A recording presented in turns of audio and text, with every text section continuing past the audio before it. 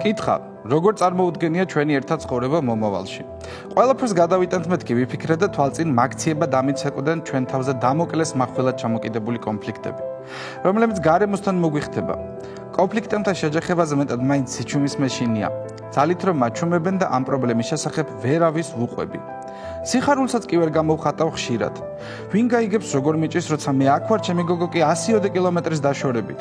ვის ვეწუწუნო, რა მტკივნეულია, როცა შენთან მხოლოდ იმის გამო ვერ მოდის, რომ ოჯახმა შეიძლება რაღაც იეჭვოს.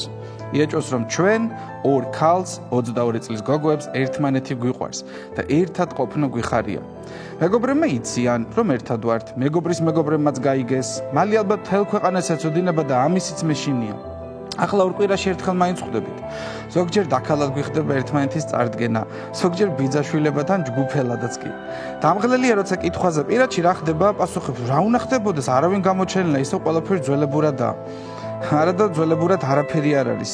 ძველად ისიც კი ვერ წარმომიდგენია, რომ შეყვარებული მეყოლებოდა. წარმოგიდგენიათ? მარტო ვიყავი, უმეგობროთ და უიმედოთ. ახლა ის მყავს, რომელიც სამყაროს უდრის, ვის გამოც სიცოცხლეს დავთმობ, თუ დასჭირდება.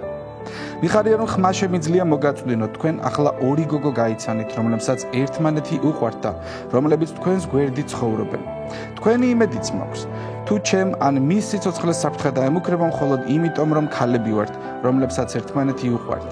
თქვენ უნდა დაგვიცვათ. მართალი 2013 წლის 17 მაისს რომ ვიხსენებ, ეს დაუჯერებლადაც მეჩვენება, მაგრამ მაინც ადამიანობის მჯერა. შეცდომებს ხომ ყველა ვუშვებთ. ამ შეცდომების გამოსწორება კი შეუძლებელი სულაც არაა.